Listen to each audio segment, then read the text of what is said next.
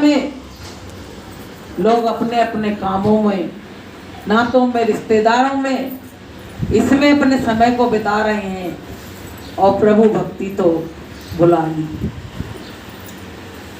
अगर परमात्मा के दरबार की कोई भक्ति मिल जाए, कोई कार्य मिल जाए, तो अपना बहुत बड़ा सौभाग्य समझना चाहिए कि मेरे सतगुरु तेरी नौकरी कितनी बढ़िया है, कितनी खरी। मेरे सतगुरु तेरी नौकरी कितनी बढ़िया है, कितनी खरी। खुश नसीबी से दर मिला, तब कहीं जाके गुल खिला। खुश नसीबी से दर मिला, तब कहीं जाके दर मिला। हो गई अब तो रहमत तेरी, हो गई अब तो रहमत तेरी, कितनी बढ़िया है, कितनी खरी। मेरे सतगुरु तेरी नौकरी कितनी बढ़िया है, कितनी खरी। मालिक के दरबार की नौकरी। एक भक्त ने तो यहाँ तक की कही कि परमात्मा हमको अपने दर का कुत्ता ही बना लेना, कम से कम तुम्हारी कुटिया में आने का अवसर तो मिलेगा। यहाँ तक भक्तों ने अपने को समर्पित कर दिया, समर्पण भाव आ गया। जब समर्पण भाव आ जाता है तब प्रेमियों परमात्मा की दया होती है। अभी हम लोग दीन नहीं है, दीनता नहीं, परमात्मा को केवल दीनता प्यारी है, वही चीज हमारे अंदर आनी गई है और उसी चीज से काम होना है कि दीन लखे मुख सबन को और दीन लखे ना कोय, और भली बेचारी दीनता तो नरो देवता होए। कोई हमसे तुमसे दीनता से बोलता तो कितना अच्छा लगता है। ऐसे ही परमात्मा है, उसके सामने दीन बन जाओ, हीन बन जाओ, तो वो तुमको तुरंत स्वीकार कर लेगा। एक बार क्या हुआ, तमाम ये जीव जंतु जो हैं इनमें बहस हो गई। कहने लगे सबसे बड़ा स्थान तो मनुष्य का बनाया गया है, लेकिन मनुष्य की तुलना तो हम लोगों से की जाती है। तो कहने लगे, किसी से पूछा तो कहने लगे मेरी समझ में नहीं आ रहा है, चलो हम तो ब्रह्मा जी से पूछते हैं। तो भैया इंसान भी गया और वो जीव जंतु भी गए, जानवर भी गए। तो कहने लगे कौन सा मैटर फंस गया, क्या बात हो गई? तो कहने लगे आपने इंसान को इतना बढ़िया बनाया और फिर भी इंसान हमारे में से चुराता रहता है। बोले क्या चुरा लिया? बोले पता है हमसे सबसे तुलना करता है इंसान कि इसकी नाक देखो बिल्कुल तोते जैसी है, लेकिन तोते ने कभी नहीं कही कि तुम्हारी नाक इंसान जैसी है, देखो। और फिर बोले कि इसकी आंखें देखो बिल्कुल हिरनी जैसी। तो हिरन बोला हमने आज तक इनसे तुलना नहीं की, लेकिन ये तो हमसे तुलना करते हैं। और कोई बहुत बड़ा दादा भाई बन गया तो कहते शेर आ रहा है, अभी खा जाएगा। तो शेर ने कहा कि हम तो कभी नहीं कहते वो इंसान आ रहा अभी खा जाएगा, इसने तो मुझसे चुरा लिया।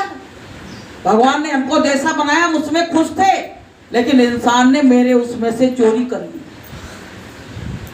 तो कहने लगे सब इसी तरह से सब कहने लगे। कौवा बोला, इंसान बोला कि मैं चालाक हूं, तब तक कौवा आ गया।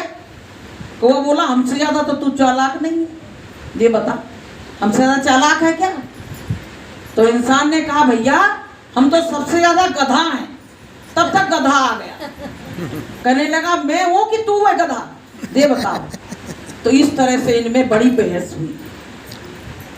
तो इंसान ने कहा आखिर बताओ मैं हूं क्या? तो ब्रह्मा जी ने कहा कि तुमको परमात्मा ने अलग ही बनाया है, अलग ही बनाया है। तुमको केवल भगवान का भजन करने के लिए बनाया है। तो कहने लगे हम क्या करें? बोले तुम परमात्मा का भजन करो केवल। तो प्रेमी भाई बहनों, कहने का मतलब ये है कि हमको सबको परमात्मा का भजन करना चाहिए। लेकिन हम लोग क्या करते हैं, इससे तुलना उससे तुलना, ये बात वो बात, इसमें करके अपना जीवन बर्बाद कर देते हैं। लेकिन हमको तुमको क्या करना चाहिए? भगवान ने क्या कहा कि तुम अपने छल छिद्र कपट को त्याग दो। कही यही बात तो मैं तुमको स्वीकार कर लूंगा। लेकिन हम कह रहे हैं वो स्वीकार करे चाहे नहीं करे, हम अपने छल छिद्र कपट को कतई नहीं छोड़ेंगे, चाहे कुछ भी हो जाए, कतई नहीं छोड़ सकते हैं। और भगवान ने कहा कि मोहे छल छिद्र कपट नहीं भावा, निर्मल मन जन सो मोहि पावा। और बिनु सत्संग विवेक न होई, गुरु कृपा बिन सुलभ न सोई। और सत्संग जल जो कोई पावे, और मेलाई सब कट कट जावे। कहते हैं जिसके जिसके ऊपर सत्संग का जल पड़ेगा तो धीरे धीरे उसकी मैलाई, किसी की जल्दी साफ हो जाएगी, किसी में कम गंदगी होगी तो जल्दी साफ हो जाएगी, और किसी में ज्यादा गंदगी है तो वो धीरे धीरे साफ होगी, लेकिन एक दिन साफ जरूर हो जाएगी। बोलिए प्रेम से। तो प्रेमियों, हम सत्संग में क्या करने आते हैं? अपने मैल को छुड़ाने के लिए। कि ज्ञान गंगा नहाए ले प्यारे मना, ज्ञान गंगा नहाए ले प्यारे मना। मेरे प्यारे मना, मेरे प्यारे मना, मेरे प्यारे मना, ओ मेरे प्यारे मना। आगे की सुधार ले प्यारे मना, आगे की सुधार ले प्यारे मना। ज्ञान गंगा नहाए ले प्यारे मना। कहते मन तो ज्ञान की गंगा में गोता लगा ले, नहाने इसमें, और इसमें नहा लेगा तो तू पवित्र हो जाएगा और साफ हो जाएगा, निर्मल हो जाएगा, परमात्मा के अनुकूल बन जाएगा, तो तुमको स्वीकार कर सकता है। तो प्रेमी भाई बहनों, हमको तुमको सत्संग में हमेशा अच्छी बातें बताई जाती हैं, लेकिन अच्छी बातें केवल सुनने से नहीं, ग्रहण करने से। जैसे किसी डॉक्टर ने तुमको बड़ी अच्छी अच्छी दवाई दी, डॉक्टर को तुमने बीमारी बताई और डॉक्टर ने तुमको दवा दे दी, और तुमने आके क्या किया? उस दवा को उठा के सीधे ऊपर रख दिया। अब ये बताओ वो दवा तुमको फायदा करेगी? तो इसमें दवा का दोष है या डॉक्टर का दोष है या आपका दोष है? आप लोगों का है कि नहीं है? हम लोगों का है कि नहीं है? ऐसे गुरु महाराज ने ज्ञान दिया और हम लोगों ने उसको उठा के आरे में उठा के रख दिया कि जब मथुरा जाएंगे तब ले लेंगे, और तब तक इसको इसी में रखा रहने दो। तो प्रेमियों, हमारा तुम्हारा जीवन बेकार होगा बीच में कि नहीं होगा? इसलिए हमको तुमको परमात्मा की दी हुई जो अमोलक चीज है, नामदान दिया गुरु महाराज ने, और रहनी गहनी सुधारी हमारी, सब कुछ किया, लेकिन हमने उसके बदले में मालिक को खुश नहीं कर पाया। अगर हम अपने मालिक को खुश कर लेते प्रेमियों, तो आज हम इस तरह से व्याकुल और परेशान ना होते। अगर गुरु महाराज खुश हो गए होते, गुरु महाराज ने कहा इतनी संगत में हमको 5 व्यक्ति भी नहीं मिले जो मैं उनसे काम करवा देता। बताइए, इतनी बड़ी संगत, इतनी बड़ी संगत। तो हम लोग कौन है? नालायक बच्चे, गुरु महाराज के नालायक बच्चे निकले। जो पिता इस तरह से कहे मेरे इतने बच्चे हैं, इसमें से कोई लायकदार नहीं है, तो हम क्या हुए? नालायक हो गए। तो हमको तुमको लायकदार बनना है। एक बार मौका चूक गए तो अब नहीं चूकना है। अब हमको लायक बच्चा बन के अपने पिता को दिखाना है कि मेरा पिता मुझसे खुश हो जाए। किसी तरह से ऐसा काम करो कि मेरा पिता मुझसे खुश हो जाए। और जब पिता खुश हो जाता है तो किसी बात की कमी नहीं रह जाती है, क्योंकि पिता के पास जो धन है वो अपने बच्चों को देगा, खुश हो जाएगा। लेकिन तुमने अगर उसको रुष्ट कर दिया और नाराज कर दिया, तो जब यहाँ का संसार का पिता नहीं दे सकता अपनी धन जायदाद को, तो परम पिता परमात्मा कैसे दे देगा उस अमूल्य वस्तु को। तो प्रेमी भाई बहनों, हमको तुमको अपने मालिक को खुश करना है कि उनका खुश होना है भारी, और सत्य पुरुष निश्चिच्छाधारी, उनका खुश होना ही सबसे बड़ा काम है।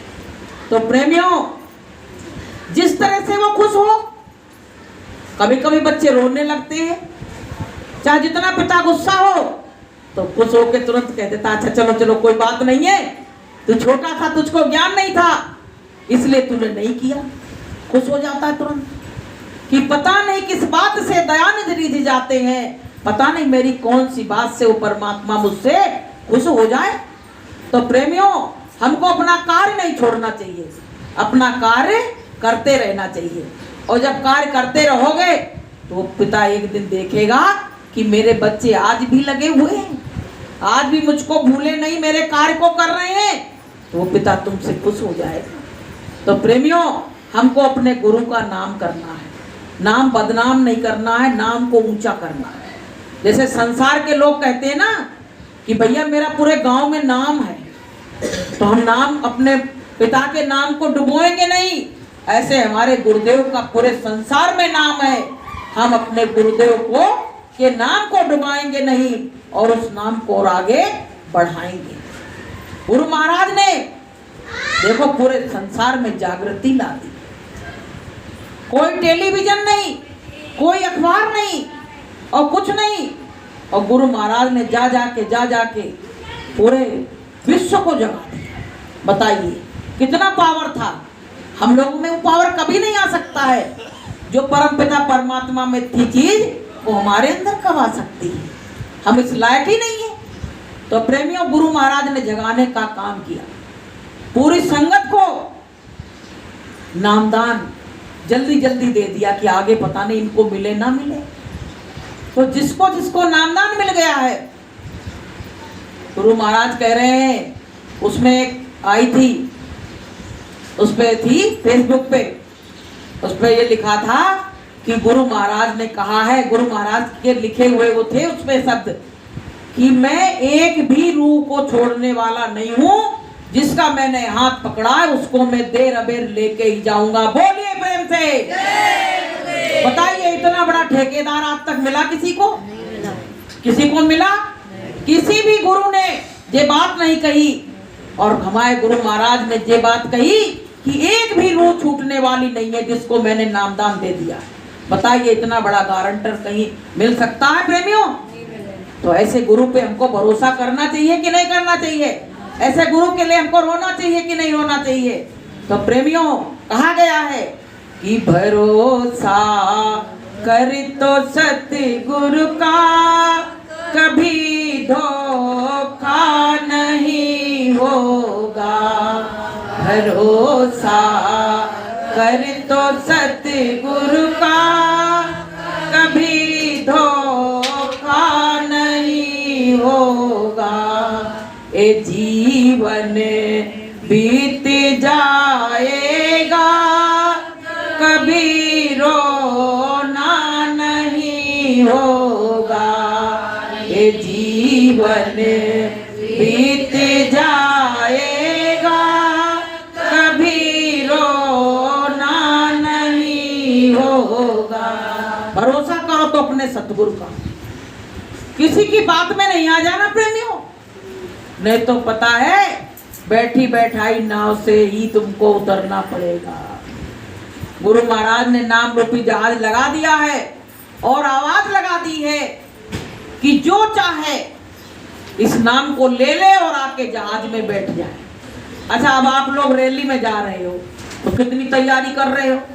थैला में ये भी रख लें, वो भी रख लें, वो भी रख लें। तो संसार की यहाँ की तो सब चिंता कर रहे हैं, लेकिन आगे का अंत समय की कोई चिंता नहीं कर रहा है कि हम यहाँ तो सब ले जाएंगे, लेकिन जब वहां जाएंगे तब हम यहाँ से क्या ले जाएंगे। तो पता है वहां तुम कुछ ले ही नहीं जा सकते, पहली बात तो यही है। लेकिन जो ले जा सकते हो उसको ग्रहण नहीं कर सकते हो कि हाथ खाली ते संग में थी नेकी बदी, हाथ खाली ते संग में थी नेकी बदी, मुझको महसूस होने लगी थी कमी, मुझको महसूस होने लगी थी कमी। लेके डोली पिया द्वार पर आ गए, लेके डोली पिया द्वार पर आ गए, मेरे अरिमां सजे के सजे रह गए, मेरे अरिमां सजे के सजे रह गए। नाम जिसने लिया पार वो हो गए, नाम जिसने लिया पार वो हो गए, बाकी भव में पड़े के पड़े रह गए, बाकी भव में पड़े के पड़े रह गए। तो कहते हैं जब हम जाने लगे यहाँ से तो मेरे संग नेकी और बदी दो चीजें थी। अब बताइए अगर नेकी ज्यादा होगी तो तुम्हारा वहां काम बन जाएगा, लेकिन तुम्हारे अंदर सब बदी बुराइयां भरी हैं, तो फिर क्या होगा।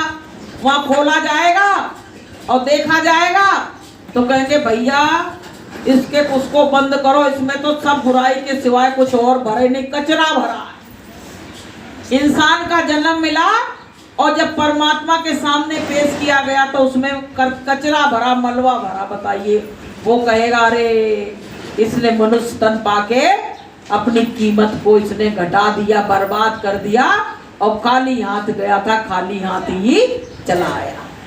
और अगर हम कुछ लेके गए तो देखेंगे भैया ये तो संतों के सत्संग में जाती थी। बहुत बड़ी बात है, संतों को जो सत्संग में जा रहा है, कैसा भी हो, कुरूप हो, अच्छा हो, लूला हो, लगड़ा हो, अगर संतों के सत्संग में जा रहा है ना तो संतों की दृष्टि में वो बहुत ही अच्छा है, बहुत ही अच्छा आदमी है।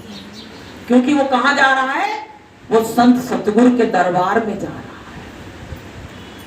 संत सतगुरु के दरबार में जा रहा है। उसने उसका हाथ गुरु ने पकड़ लिया।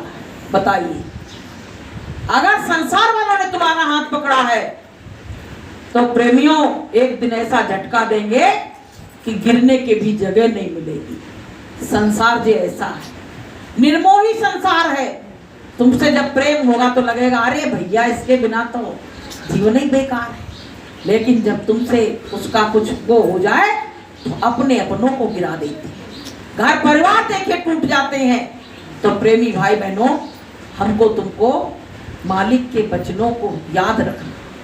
अगर अंत समय में भी हमको यही वचन याद रखे तो हमको परमात्मा के पास जाने से कोई रोक नहीं सकता है। लेकिन अगर हमको संसार नजर आने लगा, मरते समय आदमी पता क्या करता है।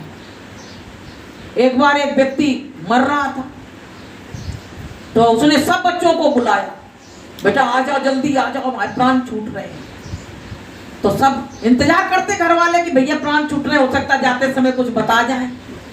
यही आशा लगी रहती है कि स्वार्थ लाग करे सब प्रीति और सुर नर मुन सबकी या रीति। अब भैया वो सब जल्दी जल्दी कह रहे आ रहे, तब तक उसके प्राण पखेरु उड़ गए। अब आए उसको खकोर रहे, हिला रहे, अब वो हिले कहां से, तो चली गई। अब भैया पड़ोस में एक वैद्य रहते थे तो दौड़ते दौड़ते वैद्य के पास गए, बोले वैद्य जी एक बहुत बड़ी घटना घट गई। बोले क्या हो गया। बोले कि हमारी माँ थी और हमें बुलाया, आवाज दी, हम काम में लगे थे, हमने के बाल जा रहे तो रोजे कहती हैं, तब तक उनके पैर पखेरु उड़ गए और कुछ हमें बताओ चाह रहे थे। कहा बताओ चाह रही, अरे पैसा रुपया गड़ा होगा, कुछ बता रही थे। बोले वैद्य जी चाहे करोड़ों रुपया और लग जाए, लेकिन ऐसी कोई दवाई दे दो कि एक बार बस जरा सा बता दे, फिर तो फिर मर जाए, फिर कोई बात नहीं। अच्छा भैया वैद्य जी ने कही चलो चलते, देखते हैं। वैद्य जी आए, वैद्य जी ने एक पुड़िया दी, शरीर गर्म था, तो नेक जाने कहां से एक बार जरा सी आवाज निकली। अब सब बोले बोलो बोलो बोलो, क्या बोल रही थी, बोलो जल्दी से, क्या बोल रही थी। तो कहने लगी वो गैया खड़ी है, वो झाड़ू खा गई। अरे भैया, बोले वैद्य जी ने कही हमारे पैसा लाओ, पैसा लाओ बुढ़िया के, बुढ़िया हमने तो बुलवा दिया, अब पैसा दो। कहने लगे कि दुविधा में दोनों गए, माया मिली ना राम, कुछ नहीं मिल पाया। अब बताओ, झाड़ू खा आखिरी में कि जामे आशा और तामे बासा, कहाँ पहुंची जाके झाड़ू खा के बताइए। इसलिए ज्यादा संसार में फंसोगे तो अंत समय में तुमको संसार ही नजर आएगा, और कुछ नजर आने वाला, परमात्मा नजर आने वाला नहीं है। इसलिए थोड़ी देखो, कहा गया है कि माया मरी न मन मरा, मन नहीं मरा है, माया भी नहीं मरी है, कि माया मरी न मन मरा, और मरी मरी गया शरीर, और आशा तृष्णा ना मरी, और कहे गए दास कबीर। लोग बात पता क्या कहते हैं, हम बूढ़े हो गए, मेरा मन थोड़ी बूढ़ा हो। अब क्या कहोगे, सही कह रहे हो, वो सही कह रहे हैं। अगर भक्ति में नहीं लगे हैं तो उनका मन बूढ़ा नहीं हुआ है, वो कुछ भी कर सकते हैं। लेकिन जो भगवान की भक्ति में लग गया है तो धीरे धीरे उसका मन बूढ़ा होने लगता है, धीरे धीरे उसका मन बूढ़ा होने लगता है। तो प्रेमी भाई बहनों, ये मानव जीवन हमको मिला है, इसको अच्छे काम में लगाओ। पता नहीं कि आज काल के बीच में जंगल होगा बास, और ऊपर ऊपर हल चले और ढोर चलेंगे घास। एक दिन ये हमारे शरीर पे जाने कितने घास कूड़ा जम जाएंगे, अभी जैसे है, और फिर एक दिन देख लेना इस पे क्या होगा। तो प्रेमियों, हमको ज्यादा क्रोध में नहीं रहना चाहिए। अगर क्रोध है ना, जहां क्रोध वहां काल है, और जहां क्षमा तहां आप, जहां क्षमा है वहां परमात्मा है। अभी एक कांड हुआ मुरैना में, किस कारण हुआ, क्रोध के कारण। बताइए, 10 साल 12 साल पुरानी रंजिश, और उसी को बुलाया और उसी को गोली मार दी। बताइए ये कहाँ का अच्छा काम किया। और बच्ची की शादी अभी जून में है, बताइए कितना बड़ा धोखाधड़ी का काम किया। और कहने को कौन थे, ठाकुर, तोमर ठाकुर, हाँ तोमर ठाकुर। अब भैया ठाकुर तो हम ही हैं, लेकिन भैया हमें जो अहंकार में है, कोई ठाकुर हो, ब्राह्मण हो, बनिया हो, कोई भी हो, अहंकार सब बेकार कर देता है। तोमर ने तोमरन को मार डाला, बताइए, क्रोध में तड़ातड़। वीडियो आप देखो तो दहशत खा जाओगे, ऐसे गोली भर रहा, फटाफट मार रहा, चटाचट, जैसे कोई पिक्चरों में होता, वैसे आदमी लेट जाता, झूठी गोली चलती, इस तरह से। बताइए 6 लोगों को मार दिया, 6 लोगों को। एक माँ वो होती थी जो अपने बच्चों को वीरता की बात सिखाती थी, और एक माँ वो है जो दुश्मनों को मारने के लिए बंदूक ला के दे रही। बताइए तो क्या है, ये संस्कार ही तो है। तो प्रेमी भाई बहनों, गुरु महाराज ने हमेशा ये बात कही, सब लोग सुन लो, कि तुम्हारी कोई थोड़ी सी जमीन दबा रहा है तो दबा लेने दो, लड़ना नहीं उसके लिए, नहीं तुम्हारा सब जीवन पूरा खा जाएगा, साधन भजन सब बर्बाद हो जाएगा, तुम बिल्कुल बर्बाद हो जाओ। जिस घर में वकील घुस गया, जिस घर में पुलिस घुस गई, जिस घर में डॉक्टर घुस गया, वो घर में पैसा का, तुमसे पैसा से मुलाकात नहीं हो पाएगी। हमेशा ये ध्यान रखना। इसलिए कहा गया है कि गोधन गज धन बाज धन और रतन धन खान, और जब आवे संतोष धन तो सब धन धूल समान। जब संतोष रूपी धन हमारे अंदर आ जाएगा तो तुमको ये धन क्या लगेगा, मिट्टी लगेगा, बिल्कुल मिट्टी लगेगा, कूड़ा लगेगा।